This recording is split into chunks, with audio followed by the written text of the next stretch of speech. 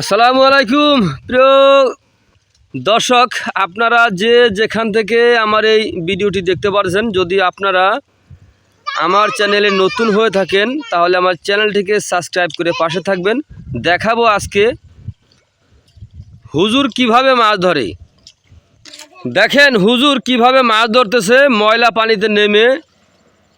এই যে এখানে দেখতে পাচ্ছেন, ওই যে দেখেন এখানে পাইপ দেখা যায়, লাল পাইপ, আর ওই যে ওখানে দেখা যায় সাবমার্সিবল যেই পাম্প আছে, পাম্প দিয়ে আপনার এই যে এই পানিটাকে, এখান থেকে পানি ছিল মোটামুটি অনেকটুকু পানি ছিল, এই কচুরিপানা কিন্তু সম্পূর্ণরূপে ভর্তি ছিল, এগুলো সরিয়ে তারপরে কিন্তু মাছ ধরতেছে। দেখেন মাছ ধরার কতই না শখ, এত শখ মাছ ধরার। এর আগে কিন্তু এই বাড়ির, এই যে বাড়ির সামনে কিন্তু একটি পুষ্কুমিতে জাল মেরে কিন্তু মাছ, জাল মারতে দেখছি কিন্তু মাছ ধরতে আমি দেখি নাই। তো এখন এখানে দেখেন মাছ ধরতেছে, এটাকে বলে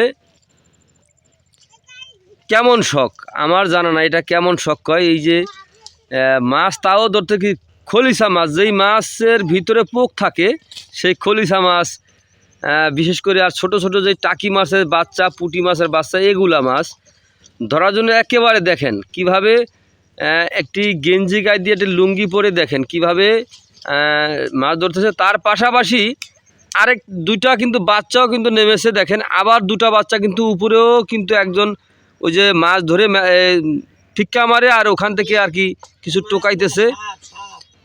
যাই হোক, কি সাপ এটা ধরছেন ভাই? চলেন একটু দেখি হুজুর নাকি এটি সাপ ধরে ফিক্কা মারছে, তো দেখে আসি। যাই হোক, সাপটা এই ফিক্কা মারার পরে এখানে পরে তারপরে এখন কিন্তু যে কচুরিপানার ভিতরে ঢুকে গেছে একটি ধরা সাপ সম্ভবত।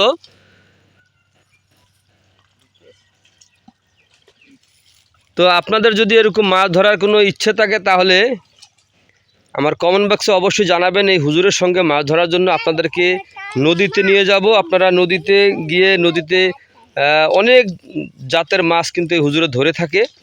তো আপনারা যদি নদীতে মাছ ধরতে চান তাহলে অবশ্যই আমার কমেন্টে জানাবেন। তো সকলে ভালো থাকবেন, সুস্থ থাকবেন, আল্লাহ হাফেজ।